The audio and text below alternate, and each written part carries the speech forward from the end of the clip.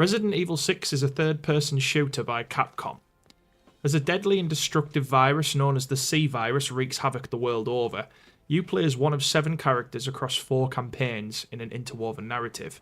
This includes some familiar faces and some new ones too. The plot of RE6 is ambitious but ultimately falls short of its targets for many reasons. Firstly, a lot of the cutscenes and scenarios are retreaded between campaigns. Sometimes the game gives you the exact same cutscene with no alterations at pivotal moments in the story, regardless of which character you're playing. Certain boss battles are replayed from different characters' perspectives. This has some benefits, but for the most part, you'll be killing a few of those bosses multiple times if you're finishing every campaign. Without getting into spoilers, the story deals with elements of mystery that, as you would expect, are clarified as you dig further into each campaign. The revelations are neither surprising or well written, and the story swaps horror subtlety with Michael Bay levels of action absurdity. On one hand, this is a shame, as Resident Evil was known at the time for being a tense survival horror experience. All of that's thrown out the window in RE6.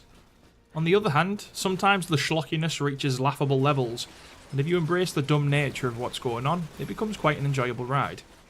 Gameplay-wise, RE6 plays pretty well.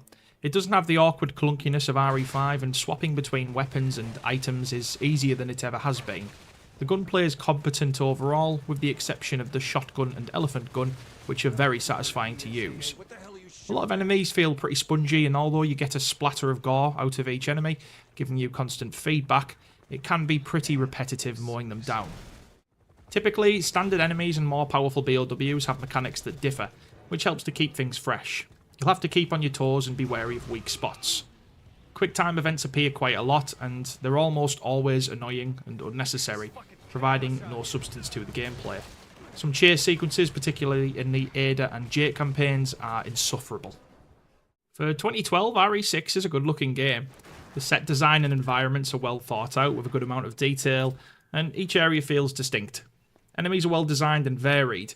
The echoes of RE5 ring loudly throughout each campaign with enemies that morph and adapt in response to trauma. Cutscenes have steady cinematography that tell the story well. This is nice to see, as the shaky cam antics of RE5 were quite off-putting. The music is varied and boasts a very high production value. The orchestral compositions in particular are excellent. Overall, RE6 is a game that's hard to recommend. Die-hard fans of the series will find it difficult to reconcile with, as it abandons the usual tense, methodical approach to gameplay for something more mindless and action-packed. Although there are some story moments worth tuning in for the average Resident Evil fan, there won't be much here beyond that. For people new to Resident Evil, they may enjoy this game, but if they move on to another game in the series, they'll be perplexed and misled by how unorthodox RE6 is by the series' usual standards. Moreover, regardless of whether this is approached by a newcomer or fan of Resident Evil, it's just not a great game. The campaigns have uneven levels of success, and although there is certainly some enjoyable stuff within the game, it's not worth exploring when compared to the other fantastic entries of Resident Evil's back catalogue that are worthy of your time and cash. In short, Resident Evil 6 is a disappointing, overlong mess with some good moments, but not enough to justify a playthrough.